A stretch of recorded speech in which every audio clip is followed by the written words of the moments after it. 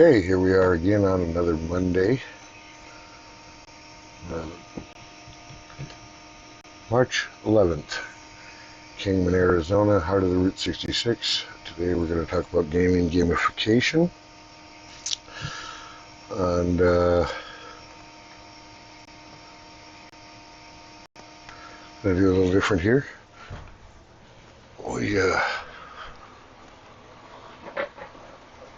We usually have the camera and staring at my face, but today we'll run some games on the side while we talk about gamification. So you don't have to sit here and look at my ugly mug all day, or for the hour that we're on, 45 minutes to an hour. Okay, let's see what we have got here. So if we, of course, Route 66, and on our Route 66, we'll do a little Rocket League there, where we talk about gamification for other industries besides games. Oh, look at that. Someone invited me to play. No thank you.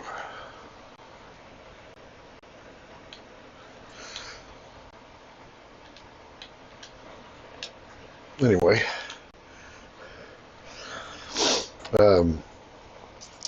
and of course, if you look at Route 66 Rewards, which is the software program I am designing for rewards programs for small business along Route 66, it uses gamification too. The idea of gamification is to keep your customers engaged. So things like loyalty points that we currently use with, stores, airlines, banks, and the airline ones and the bank ones have been turned to blockchain and tokenization, so that they can easily be transferred to other companies or into money.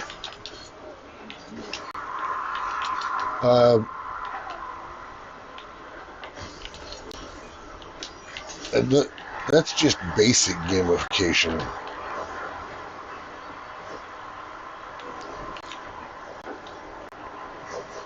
It goes even further when, they make it into a contest, a game for you to get the good prices.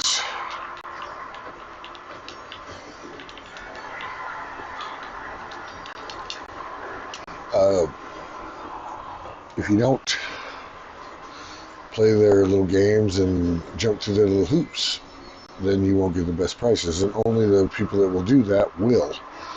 And so they're trying to keep their customers engaged, but at the same time, it makes it hard for you to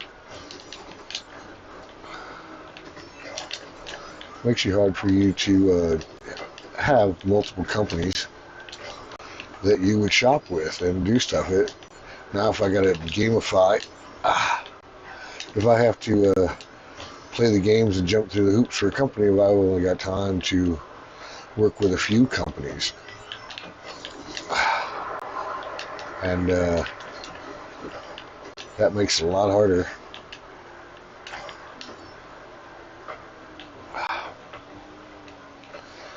To shop around. It makes you stay their customer. Ooh. And of course you'll see this more and more because everyone's using it.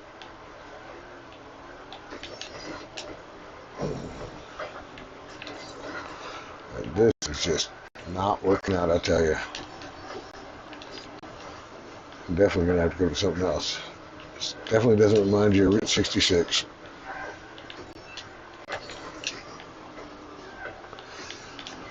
Or any other gamification we're talking about.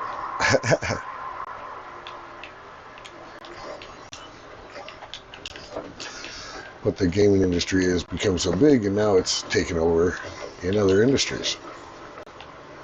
And one reason is, like I said, customer loyalty and engagement, but they also use it for employees. So if you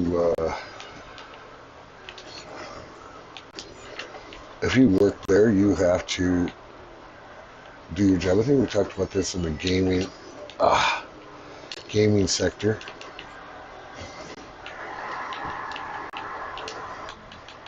Yes.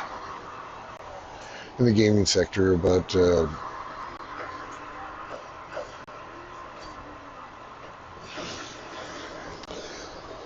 games are now not, a lot of the indie games are not recorded or programmed in the same way they used to be. All your artists and your writers and your programmers compete to get that job. Every job you run through gamification of some kind, and they'll get more and more to show that you have not only the ability but the motivation to work on the project. And as you go up in ranks with your gamification, then you'll be given more and more responsibilities and more and more jobs, and more pay, of course, because you're taking more jobs and harder jobs. And they do it for, everything from music and sound and artwork to actual programming parts.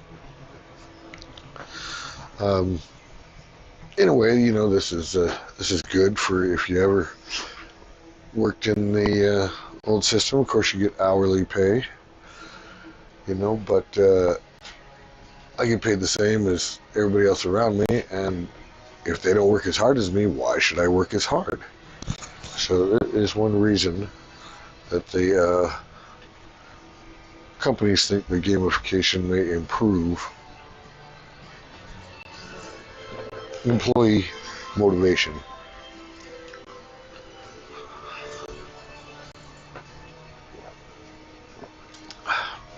I'll be right back.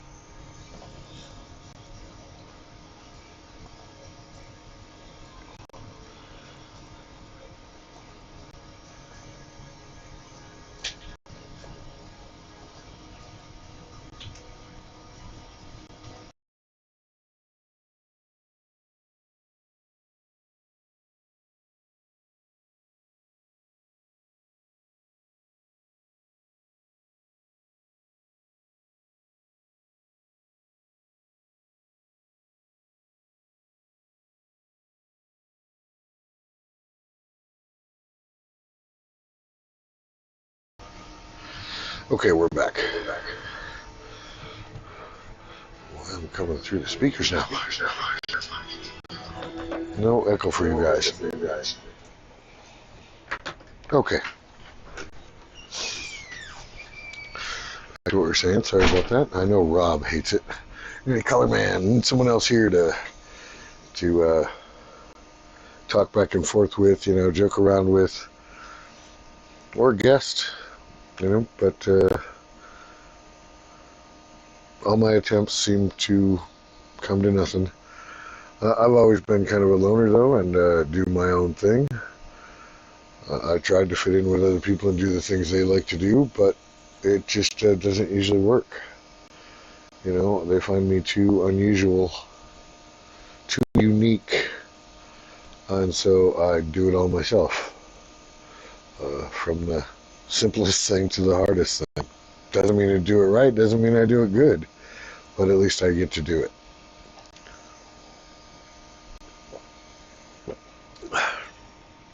Anyway, back to gamification and having people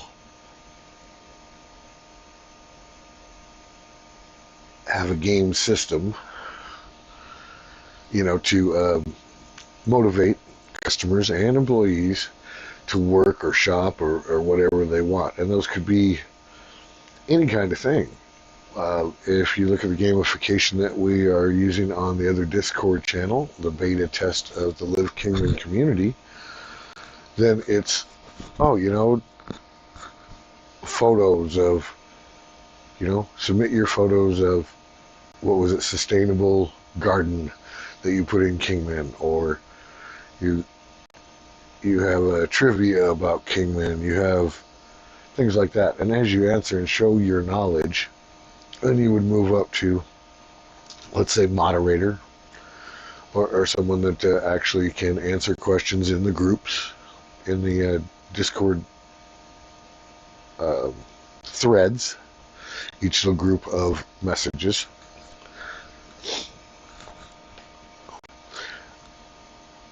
And that's just the basic system as you move into each position. You know, if you did a lot of photography stuff then, or video stuff on there, then you would use that video stuff, the ones that, you know, won each contest, as part of your promotion. So then they would be promoted to our website and our Facebook page and our, what else do we have, Instagram. Those would all be put out there from the people that won, and they would also get points based on whatever it is, and then those points could be traded in. Now these points here on this system is built by a third-party company, and so their points give you things like badges and sounds and stuff to use in Discord. You know, of course, your title that you moved into, moderator, artist, you know, musician. And then they have a store that you can buy stuff from. So you would put your own merchandise, like Liv Kingman merchandise, on there for those people. And they even have it so you could change those points out to cash. And all those are extra. And we don't want to do that right off the bat because we want to test and, of course, develop our own system of this. So you're not paying a third-party company to do it. Once again, you know, doing everything yourself, like I was saying before. But you have more control. You don't want to give up control in any of this stuff. That's why I use mostly open source software to do everything that we do here.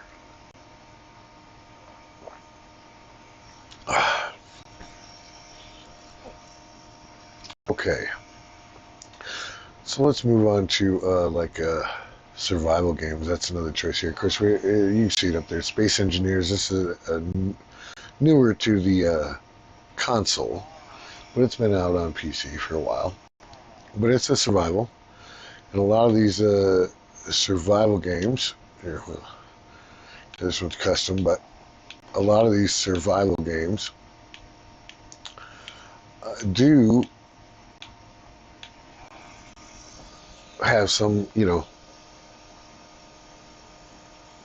value in what they show of survival. And of course, we're in Arizona, and it's a desert, and so you have to have some survival knowledge and survival techniques.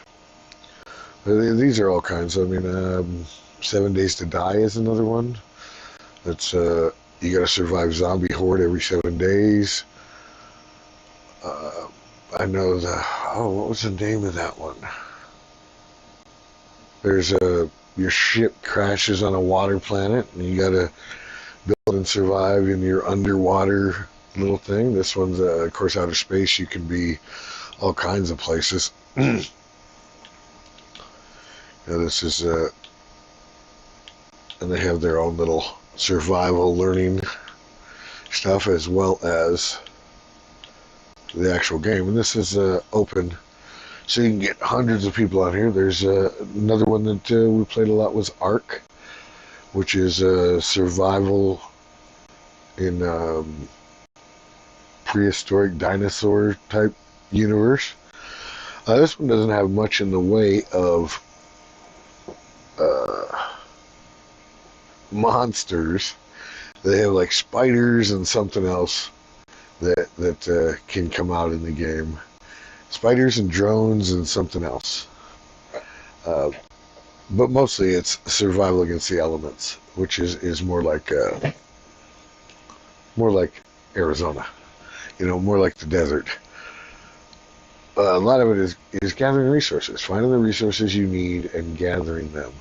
And of course, this one's space, so you're limited by, you know, oxygen and stuff like that too. And there's been several others. No Man's Sky.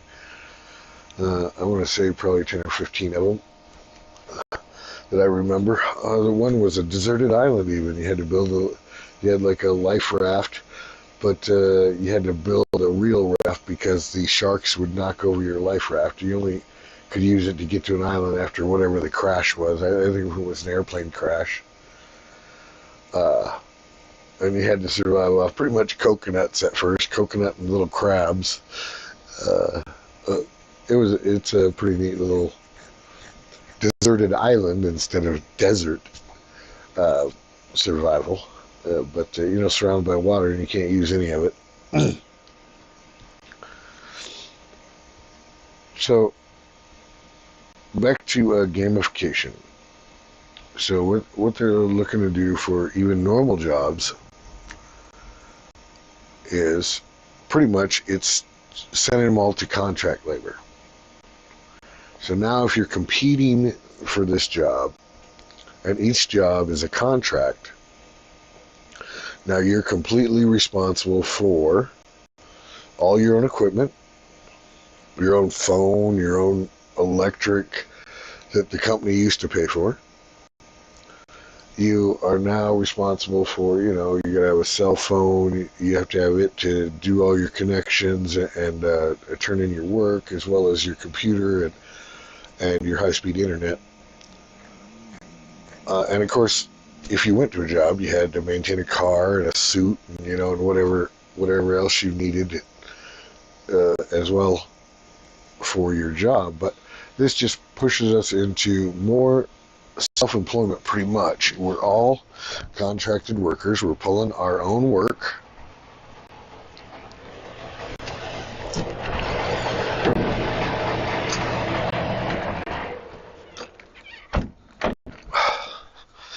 and then we're responsible for all our own health care or insurance, everything else. And a lot of these gamified because of project I was working on had like 400 workers, and I don't think there was maybe 2 in America. All the rest were in a foreign country, and the foreign country people, like if they lived in Costa Rica or some other countries in South America that are more self-sustainable, these are people on farms with a satellite connection. Their internet and electric and cell phone is all paid by government. So they're just sitting at home. But we don't have that. So they can work for, a couple dollars an hour. They can outbid a job if the jobs were bids. A lot of them aren't. But because they know that, they're going to pay a lot less. And a lot of the jobs, unless you were working for multiple companies and just pumping out stuff, and because you have to do the gamification, it's really hard to work for multiple companies, because now you have to learn each system of gamification, work your way up through the ranks in the gamification, and then, get your work submitted and hopefully win. So you do a lot of work that you don't get paid for too. You're spec'ing stuff. As a business, we do that anyway. We spec sites, videos, ads, pictures, stories, spec that stuff all the time and never get paid for it. So it's turning that more to each employee has the same responsibilities of any company. And then as we're all self-employed, then we're all responsible for our own stuff. Companies can definitely take advantage of this and use this even more. If you look at the delivery services like DoorDash and that type of stuff, or even back when pizza delivery, they may be paying you hourly, but to run a vehicle costs $10,000 a year and you're not getting paid for that. So you're just running your car into the ground. Yeah, I got paid. Yeah, I had a job, but now I got to buy a new car. And then, I have to have that job to pay for that new car again. So you have to be really careful with these. They can be great because, like I said, the people who do the work will get more of the pay, and the people who don't want to work will get less. But you also have more responsibilities for yourself and more legal entanglements for yourself. You're responsible for everything. Now, instead of if somebody sues the company, then you're a company underneath the company, so you would also get sued because you're a subcontractor. There is no protection of the corporate thing. So then you need insurance as well. So you need your own business insurance.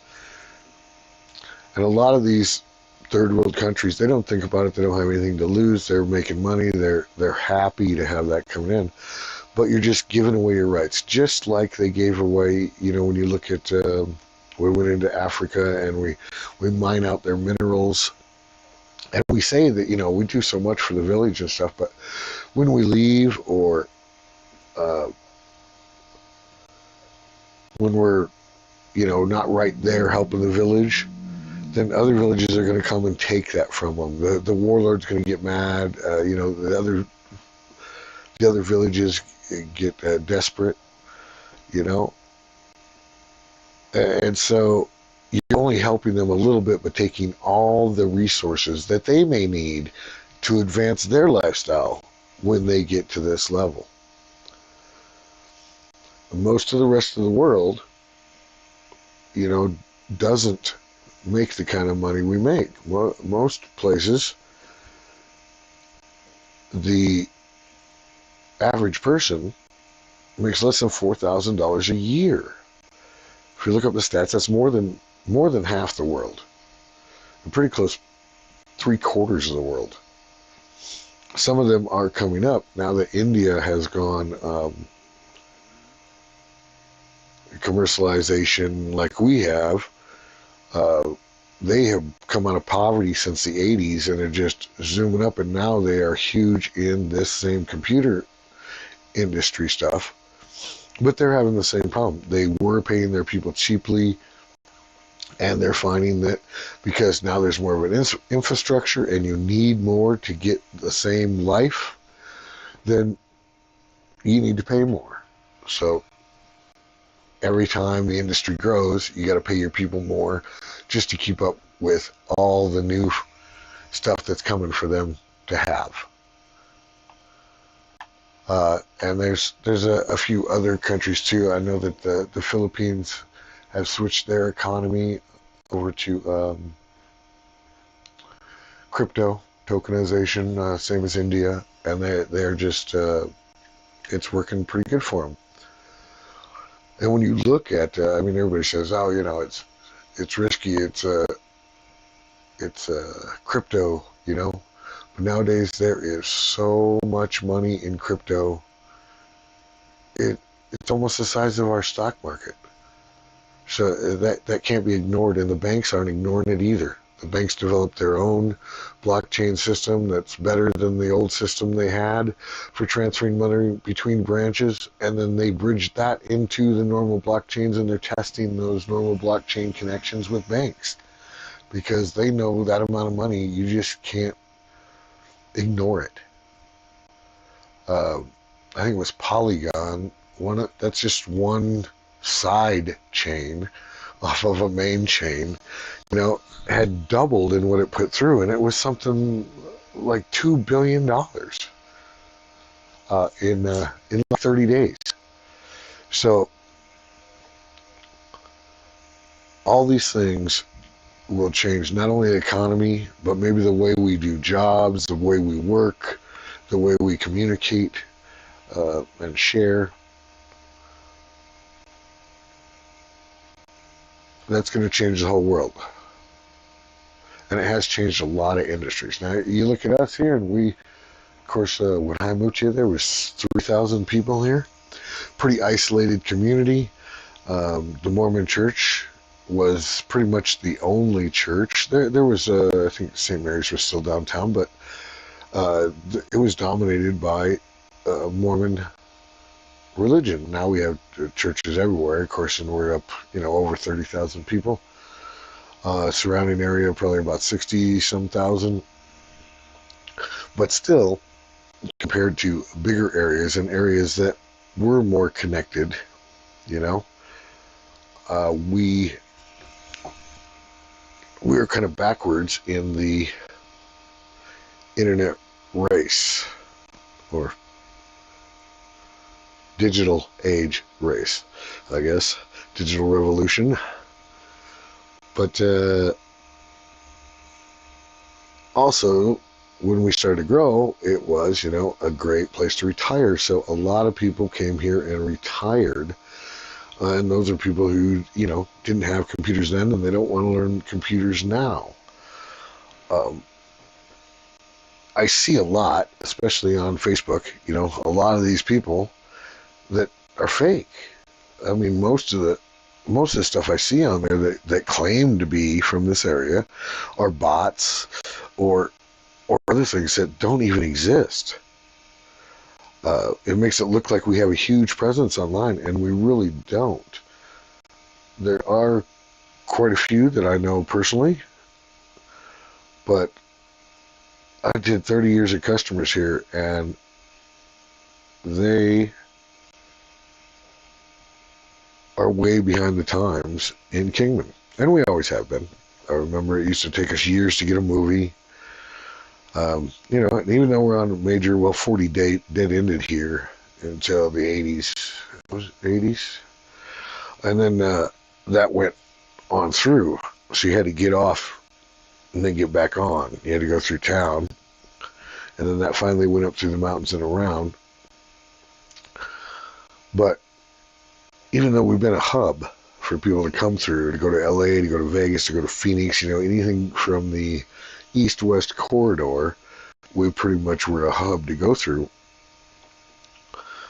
That didn't mean that we kept up with the times or got stuff in this area. It was kind of a world of its own. And as more and more stuff did come here and move here, now we have a wide range of people from all different walks of life and all different styles.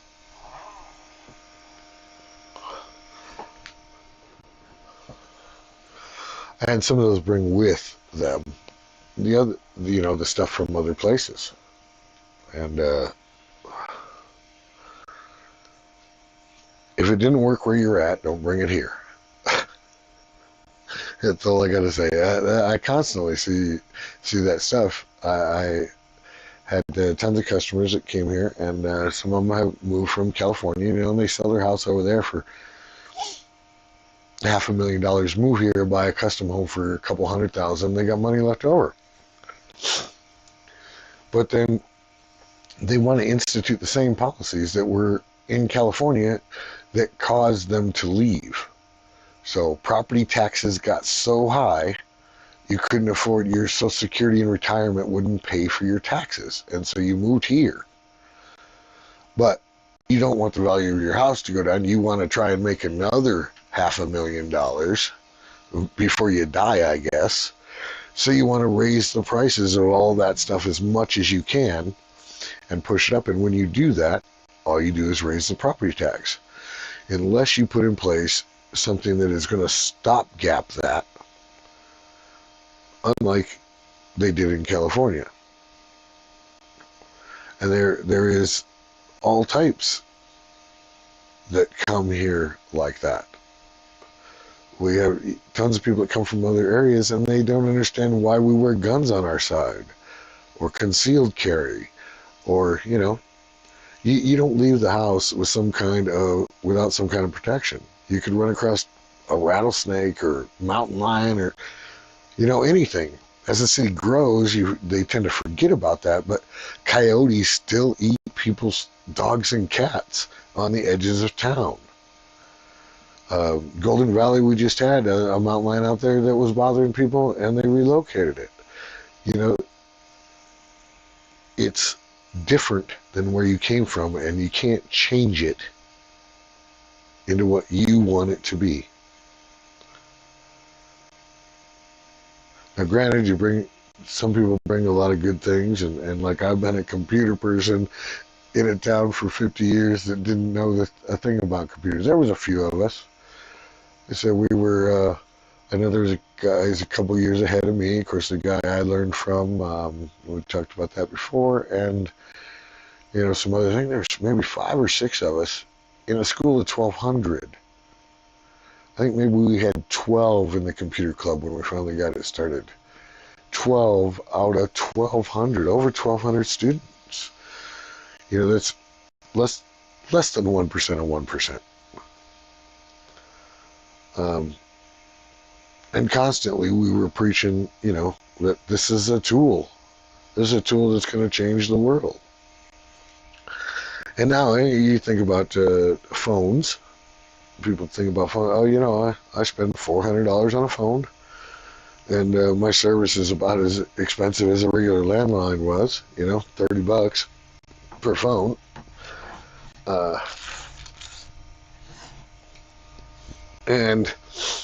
But we don't realize that this computer in our hand had more computer power than all the computers on the Apollo 13 space mission. Now, part of that power is, you have to have it connected to the internet. But even without connection to the internet, if you had to carry in your pockets all the things it does, a tape measure, camera, video camera, photo album, what else do we say, calendar, journal, note-taking, clock, personal fitness devices, like pedometers and oxygen sensors. I mean, the phone, it comes to hundreds of regular devices you'd have to hold. And if you just think of the music, right, of course, that's what made the iPod. Of course, the thing back in the day was when you look at the music, I can't carry around 3,000 CDs. But I can easily carry around those 3,000 CDs in my pocket now, in my phone. I can't carry around, I think we had I want to say six photo albums, maybe only four, but you got four photo albums. And this is back in the day when you had to develop the film, so it was more costly. Plus you had to have the photo albums to put it in. You had to go through the time to put them in the photo albums. But before cameras, before the digital cameras, this age of cameras, I probably have a few thousand pictures. And that was an entire lifetime. And since the cameras, I have 4 times that. I think I'm coming up on 4,000 videos. It's just, there's no way you would carry all that in your pocket. And now you do. And so people say, oh, it's expensive, but it's not. If you bought all those things, and I did, I used to buy all those things. I had calendars hanging on my wall. I haven't had a calendar. I used to have phone books. I don't have phone books.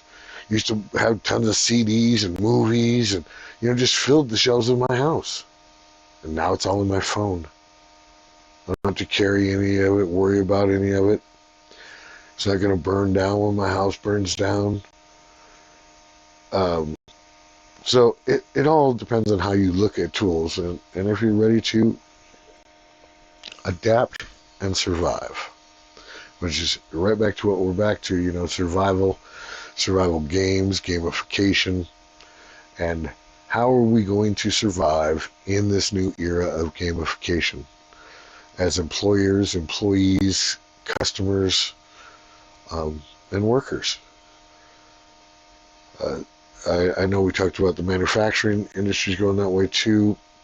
It's like every household will be a company, and those companies will all work together to get and produce anything we need at the right time in the right place.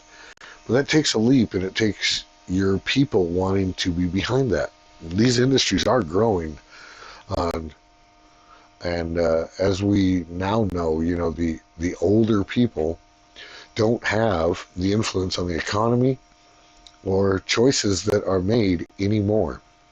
The younger crowd has more of a market share, and there's more of them now that they are controlling the market. So as older people, as always, especially when you retire, you have to adapt, at least a little bit. or you just get pushed out of existence. And that's what they want to do. They want to push the old and the poor, you know, off so we don't think about them anymore, and then everything's nice and shiny and bright. Ask San Francisco how that worked out for them. and even here, ever since we started, you know, gentrifying the downtown, we've had more and more homeless. Part of that is because the area has grown bigger and bigger. But part of it is you price your own people out of existence. You know, like I said, the 3,500 people that lived here when we first moved here, and you think about what they were making back then, what is it, about $1.75 an hour? And they built their entire lives here on $1.75 to $5 an hour, you know? And now they spend everything they buy is $15 an hour prices. And still rising.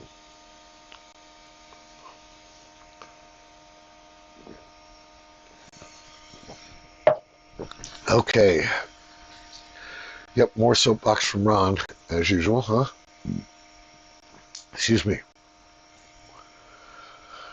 Okay, maybe we can try something stupid here. Never tried one of these before. Let's see what the survival on this would be like. I will probably just die because checking it out. Let's see, I think we can, yeah. Now we got an overhead view so you can see the suit. We'll go back in here. Let's see, how do we do that again? No, that's the headlight. There we go.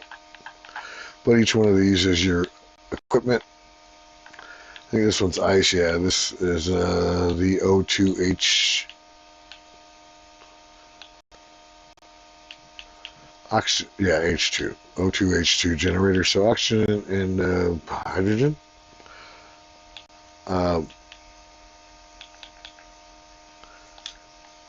So you need those. Of course, you need oxygen to breathe, but you need hydrogen to power your little jetpack. So.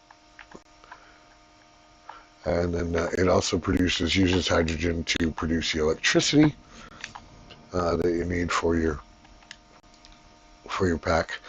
And these are all just different pieces of equipment you would build. Of course, solar and wind generators. These are a couple ships, right? If you're doing space type stuff. I'm mostly working on a planet, building a base on a planet. But this is on an asteroid? Yeah, this is on an asteroid, so I'll hop over to the asteroid here real quick. And pull out a drill. Right? Start drilling the asteroid. And collecting that, oh, I didn't collect that. Well, there's some asteroid pieces that went off into space. So a lot of times what you have to do is do this. We'll just do a little bit of a hole. We'll just dig into a hole a little bit, and so when we cut the hole, we'll catch it. Just a standard survival technique there. And as you see, it all falls in the hole. Then we can pick it up and we can refine that.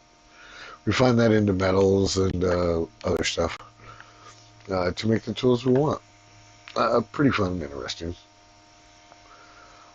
I don't know if you guys seen, we do get a lot of watchers on the live weather cam, and we get views afterwards too. You know, I think we're at 200 invite clicks. Like I said, a lot of those will be bots. A lot of those are people that don't come back, don't talk to us, maybe just watch and hang out. But the other day, and hopefully I'll get some pictures up. I did that time lapse we were talking about last week, but I haven't had a chance to upload it. Put it on the website, I think, or on Facebook. And then in the pond there, there's a little styrofoam crocodile alligator that floats around. And so when it was raining a few days ago, I guess it was last week maybe, Of course, it was last week. It was only a couple days in this week, but and he was just riding around on the back of the big bullfrog, sitting on the back of that floaty, and just hanging out in the rain. And so we got some pictures and a little bit of video off that. If you're watching on the camera is high def, but it's not the greatest high def. I think it broadcasts at 720. So the lowest of high defs. So it was really hard to really get a good glimpse of me. Just looked like a big black lump on the back of the gator. Maybe zoom in, of course it gets pixelated. But we did get some regular camera shots too, and we'll get those up on Facebook and Instagram and the website, of course. And our website's now listed on the side there for everybody to see. livekingman.sowronggaming.fun. And sowronggaming.fun is my test lab of all kinds of things, all kinds of projects and things I'm working on. I probably have at least 4 or 5 gaming projects, 4 or 5 music projects. Well, I don't put those up there. Video projects, broadcast projects, all things that I do as part of my one-man show, I guess you'd say, because we were talking about, I don't really fit in with other people, and so I do things myself. So those are some of the things I do. Create art, music, video games, programs. There's all kinds of stuff. Anyway, so we are about 45 minutes in. Let's take a look at some other things. Since we are doing the Little Kingdom thing, I was going to see if we could find anything in, of course, news and events for Kingdom, as usual, and see if we have any chatters. And as you can see, my controller just does whatever it wants to sometimes. These Xbox controllers don't hold up. Another one of our, this is a kind of a group effort of a lot of the gamers that are my friends, is the Rage Quitter. So these controllers are junk. As you can see there, it's floating again. It doesn't do a very good job, and they break quickly. I mean, when I've only had this controller, maybe 3 months, and the controller's already screwed. They're $60 to $80 to $180. So the Rage Quitter that we wanted to develop is, brush aluminum outside, strapped to your hand, and the sticks and controls much more beefy so that they don't get damaged as easily. And so you don't throw your controller around, because we have a few players we know that break their controllers, throwing them or banging them or whatever. And we'd like to make one, especially for the price that they have out there for them, that could survive through all that. Okay, let's see. I know we have some stuff coming up because this is the month, right? March and April is when we have the fun run, the Harley Davidson stuff, and Kingman gets busy and fun. So, fun with outdoor activities. It hasn't reached too much heat. The game stuff, of course, in the middle of the summer, when it's 100, 110 degrees outside, you're inside. You want to be playing games, or you want to be in the mountains, hiking. You don't want to be outside in the lowlands, because it gets hot.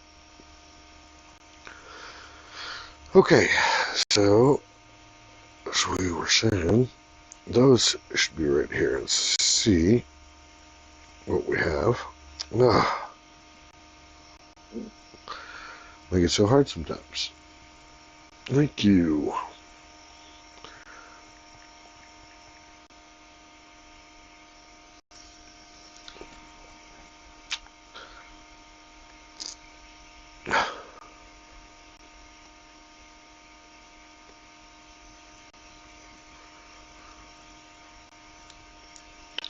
Well, that's coming up here March 15th, 16th, King Con Spring Break,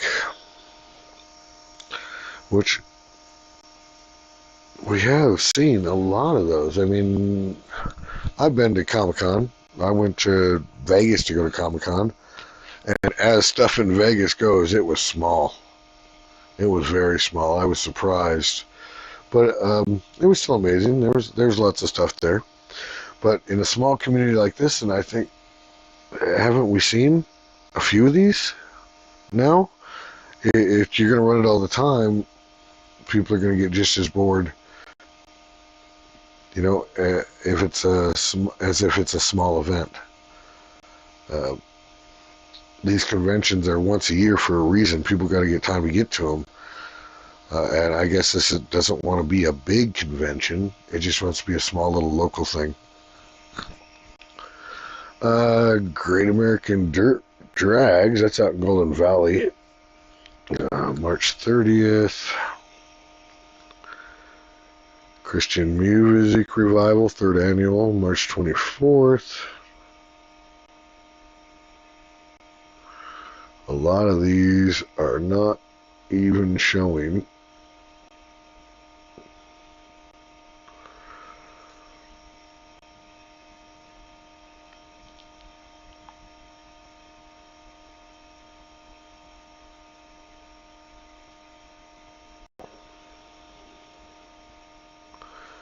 Yeah, that's why. I swear. Let's see, Street Eats on 66, April 13th. That's a couple days. Kingdom Lewis Park. Thunder Road Bike Fest, April 26th to 28th. And these are all, there used to be the Harley Run here. And I guess the problems they had, that is no longer running. But here's another event, Missing the Run, April 27th. Because we do have a lot of motorcycle enthusiasts here because you get more time on the road. I mean, we have Mike. Shout out to Mike, right? Mike lives in New York. He rides a motorcycle, but there's a lot of months he can't ride, so he comes out here and rides the rest. And then we have the 35th Annual Route 66 Fun Run. This is a big event around here. We have an international Route 66 festival too, but this is May 3rd. So you're going to be starting that 35th Annual Route 66 Fun Run on May 3rd this year. Let's see. Oh, always nice to see live bands. Sundowner's got some live bands. Brianne Marie, I don't believe I've ever heard their band. March 29th at 7 p.m. Sundowner. So here's one that's is a change. And so the same thing we were talking about before, the Harley Run. April 24th through the 28th, we got Route 66 Bike Week, sponsored by Easy Riders Magazine. So they're trying to do replacements that will keep the bikers, you know, and the motorcycle enthusiasts still out there, but keep out the problems and trouble they had with the really big events. You know, when they took over the river down there was shootings and fights and all kinds of stuff. And so we want to get rid of that stuff, but keep it, you know, the nice weather and the motorcycle runs. So yeah, they do not show a lot here. Those are the biggest ones coming up. And of course, Saturday, May 25th, we have the class of 1984 Kingman Union High School. And that was Mojave County Union High School. Mucus is what it was named to, and then it went to Kingman High School after Mucus. Mojave County Union High School went to Kingman High School after that, and now the Kingman High School where we went is now called Lee Williams. So that's about what we have there. Let's see if we got any news. See if we can find any national news, anything good going on there.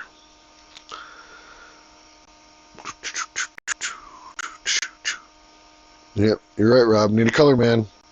You should be on here talking to me, Rob. Where you at, Rob?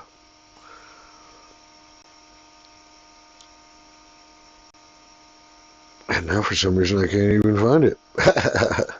Can't find the app. I have so many apps on here. That's usual for me, huh? Since I test and rate all these things for my customers, so they can know things to stay away from, things they might want to use, things that will make their life easier, you hope. That is the goal, right? Make our lives easier. That's what they're supposed to do. Sometimes they don't, especially if you're stressed out because you never did learn them and now you have to learn them, or, you know, that makes it very hard for a lot of people. And a lot of them are newer concepts. So not only do you have to learn how to operate the device, you have to learn how to operate each piece of software. And then some of them go out of business, like Mob Crush. I liked using Mob Crush. It worked good. But doesn't even exist anymore. I see tons of those, too. Things that do not exist anymore. They come and go. I don't know. Maybe I took it off, or it thought I wasn't using it anymore. That is weird.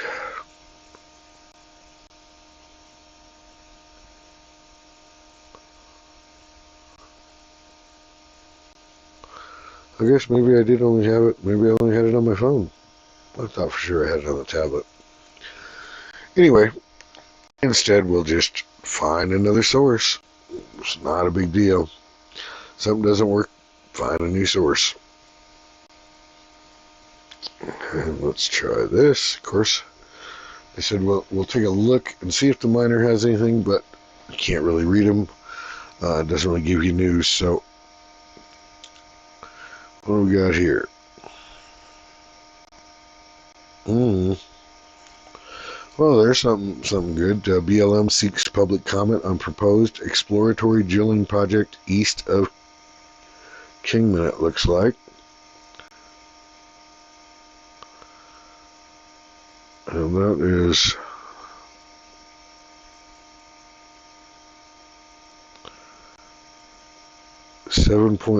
this is down by Bullhead, west side of the Black Mountains, 7 miles east of Bullhead City, not Kingman.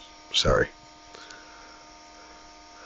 Arizona Silver Exploration USA Inc. Philadelphia Exploration Project.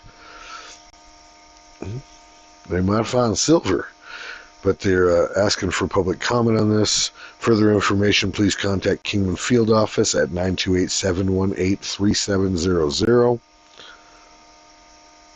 If you'd like to receive a hard copy of the environmental assessment, they have it at the field office. Any project-related questions, you can talk to Paul Mizazek. That's a hard name to say. He also has an email for him here. Let's see what else we have going on. Andy Devine ADA improvement projects begin. So starting on Monday, March 11th, City of Kingman will undertake the Andy Devine ADA improvement project, which is funded through the Community Developer Block Grant Program. Project will address the ADA needs on Hall Street, Johnson Avenue, Broadway Avenue, and East Andy Devine Avenue. Okay. But, during the project's duration, there will be lane restrictions. So this is an old area that kind of, well, before the Wallapai Mountain Road came in there and the bridge, you know, you had, of course, Route 66 right there, Andy Devine, and Stockton Hill dead-ended into that. And you could turn either way, but right before there is in that Johnson. Well, Johnson's where the post office is. I think it's Broadway is the one right there in front. That goes, you know, cuts across that whole section. And then Hall Street cuts over from Stockton Hill to catch Route 66 down by the motel just as you go in, you know, El Trovador Hill area. So when Wallapai Mountain Road came in there, now you got a bunch of streets coming in there that were for different reasons. And everybody used to take Hall Street. Everybody, you never went to the light on Stockton Hill. You took Hall Street, then you turned back onto Route 66, kept going. And it was at an angle, so you could blend right with traffic. But now, that area is grown. You've got the lights that have double turns right there. And so they're going to redo that whole area. I'm hoping that it's pretty good. We'll see. A lot of people might be upset because, you know, like I said, everybody's used to taking that path, and that's going to be closed down. So if you normally do take Hall Street or that area around that we're talking about right there, Stockton Hill, Wallapai Mountain Road intersection, you might want to avoid that if you can. It's really the only way to get downtown unless you take the highway.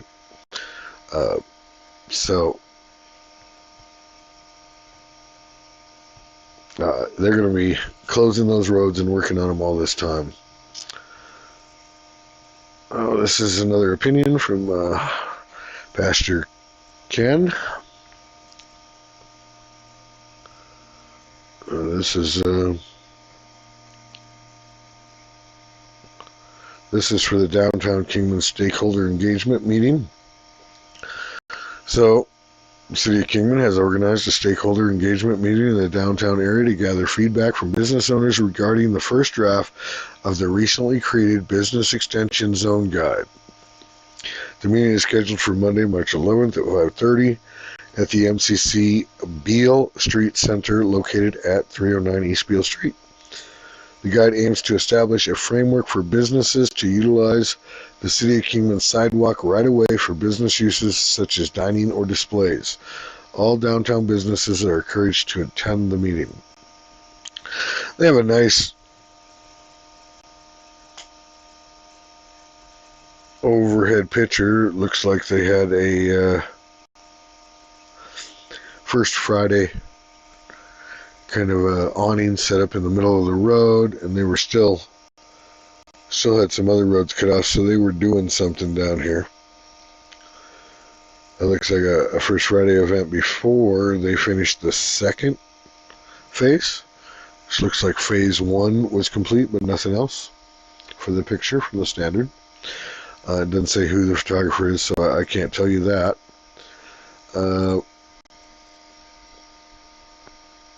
Bullhead City is going to lose communications. Bullhead City School District 15. Telephones, internet, and other networking for the school district won't be functioning for several hours today due to a planned upgrade. Well, we're not in Bullhead, so we're not about that. And Woody Stock Blues and Brews Festival, Lake Havasu City.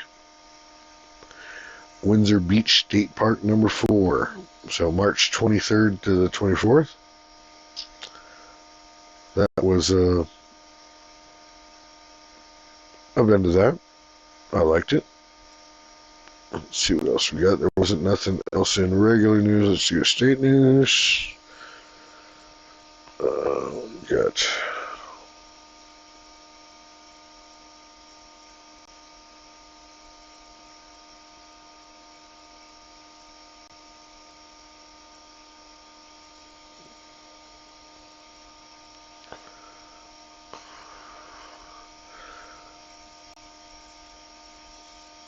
March is Problem Gambling Awareness Month. Did not know that.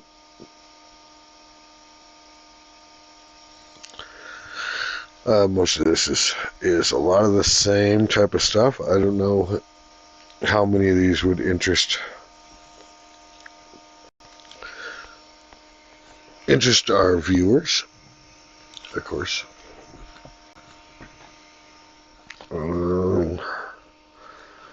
Community news. See if we have anything else there. Of course, we already talked about most of those. Just a few days ago, 8 students were 8 MCC students were honored, All-American Academic Team members. I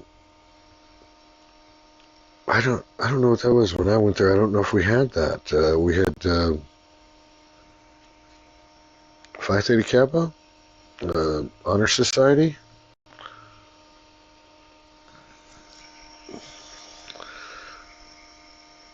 Okay, we do have some stuff. This is today here. Reward offer for solving 3 homicide. Okay, Mojave County. Mojave Silent Witness offers up to $4,500 for information helping the sheriff's office in 3 criminal death investigations. Up to $1,500 is offered for information for each of the 3 matters. Sheriff's office spokeswoman Anita Mortensen said the agency is still trying to determine who is responsible for the January 2nd hit-and-run pedestrian fatality in Golden Valley. James McDaniel, 69, Golden Valley, died of injuries sustained when he was struck by a vehicle at the corner of Chino and Adobe. Detectives are trying to identify a subject in a February 25th shooting death in Golden Valley. Mortensen said Richard Ward, 40, Las Vegas, was killed in the 2500 block of Nacho Road. Some of these we've covered before a little bit. Authorities are still looking for a man wanted for the March 3 murder of Marcy Garcia, 30, Kingman. Garcia died of a gunshot wound suffered in the 3100 block of Butler Avenue. Suspect identified as Nicholas Volk, 32, is considered to be armed and dangerous. Anyone with information in any 3 of these cases is urged to call Sheriff's Office at 928-753-0753 or toll free 1-800-522-4312. Okay. And most of the other ones are actually relating to those exact cases, and they were back on March 5th when they did last week's posts on the news. So this is pretty much all we have time for today. If I hadn't talked so much, I could have got to more news and events. We didn't really have a lot of news and events, and never really do. Small community, so that stuff, we don't have a ton of them like you would in the big city.